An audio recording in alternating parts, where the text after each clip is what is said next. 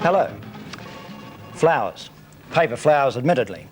But when it's winter and there are not many flowers around, you could do better than to try to make your own out of paper.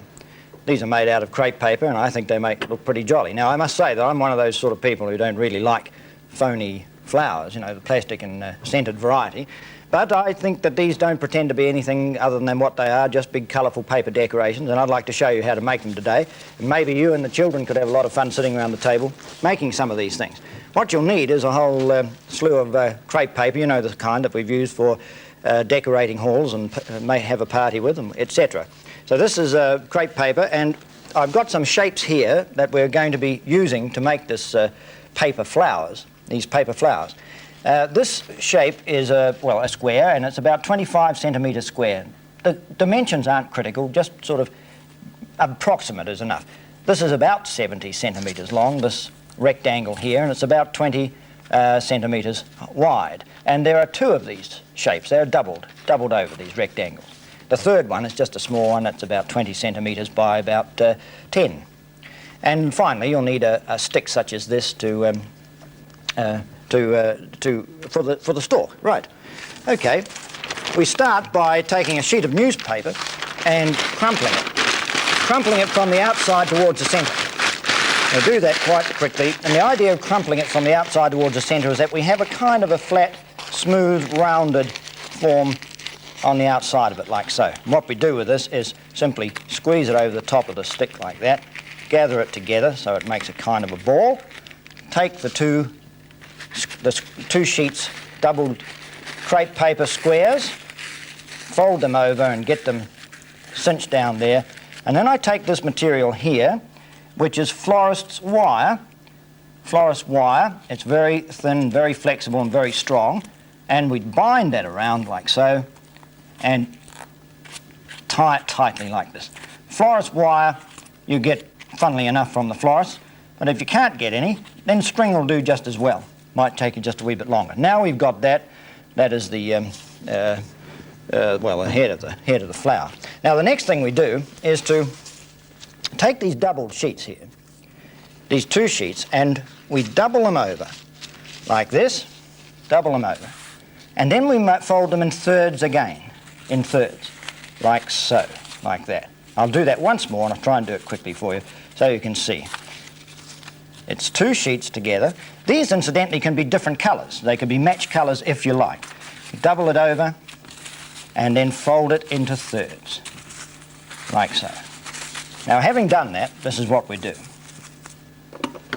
We cut in from the edge about a third of the way up, follow up with this cut, and we're going to cut out a big petal shape through all those layers, cutting smoothly around the top in a nice smooth fashion, back down the outside edge there, and then when we reach that point about a third of the way up, we cut out again to the edge. So we've got that. It's a rather ragged shape as I've drawn it there, but you can see that cut well in, so you cut through all the layers. And when we spread it out, we'll get this effect here. Right. Now this is what we do with those shapes. And this is the tricky bit, really. It really requires a little bit of a knack, and it might take a wee while to pick it up. We gather that paper around underneath the pistil like so, and we do that. Stigmata, I think it's called, that bit in the centre. I'm too sure of my botanical terms, and that comes up like so. And we've got it gathered around. Now we tie it with the florist wire at the base. Quickly like that. If it's string, you just tie a knot and it'll be fine. We do the same thing again. Now, one thing you should note is that you can exercise your own creativity from this, from cutting out different petal shapes.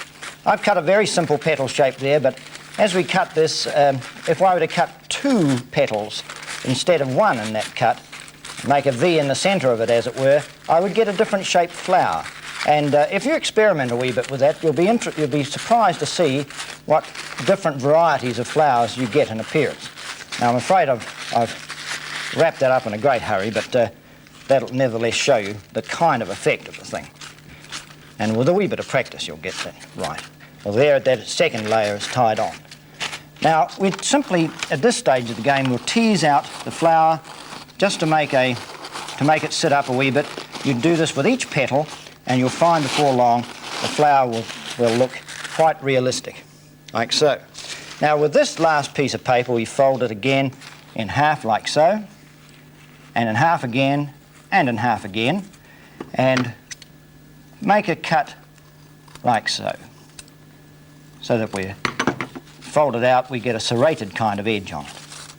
Now this is used to finish off the flower by tying around the stem like so, and that gives rather a nice look to it and finishes it off quite attractively. Now you can imagine that those layers could be of different colours, they could be matching colours, they don't have to be the same colour, and the centre could be a different colour again, and before long you've got a great variety of rather colourful flowers sitting there. Now these are a wee bit knocked around, but I'm sure you'll take rather more care and make a better job of it.